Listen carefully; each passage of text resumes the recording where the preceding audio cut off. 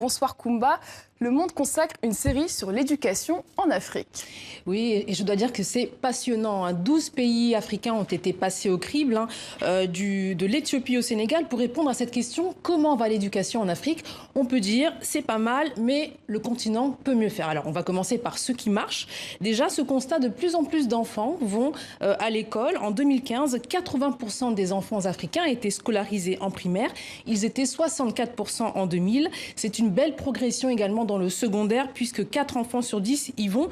Mais cela reste encore insuffisant vu le boom démographique annoncé. En 2030, il y aura 170 millions de jeunes en plus sur le continent. Il faudra donc les scolariser, construire des écoles, des moyens conséquents et former des enseignants, puisqu'il faudra plus d'1 million de professeurs en plus d'ici à 2030. Alors ça, c'est la photo générale, mais les disparités sont fortes entre les pays. Qui sont les bons et les mauvais élèves?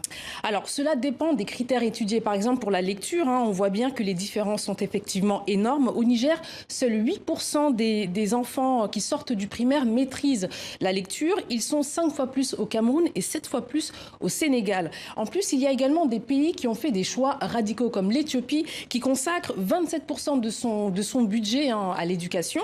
Et pourtant, tout cet argent quasiment est mis dans les universités. Il y avait, dans les années 90, 2 universités publiques. Il y en a 44 aujourd'hui.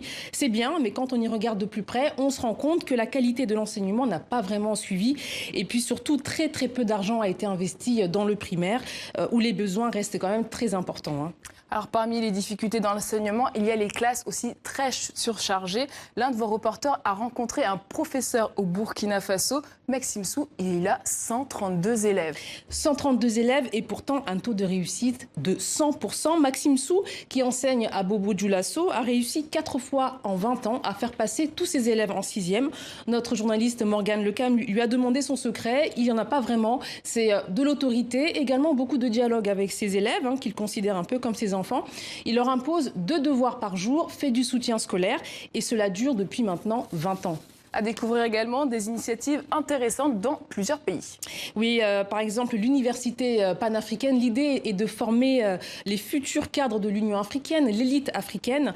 Elle compte 5 pôles répartis dans 5 régions du continent. Notre reporter Josiane Kouague s'est rendue au pôle Cameroun, où les places sont très chères. Il n'y a que 50 élèves environ par promotion, qui reçoivent une allocation qui va de 750 à 1100 $ par contre. Et puis au Mali, à noter le programme Élan, qui permet aux élèves de suivre les cours du primaire en français et dans leur langue maternelle. Il y a déjà 4000 écoles qui suivent ce programme. Merci Koumba. Cette série est à retrouver à partir de vendredi, un article par jour pendant un mois sur le site du Monde Afrique. Exactement.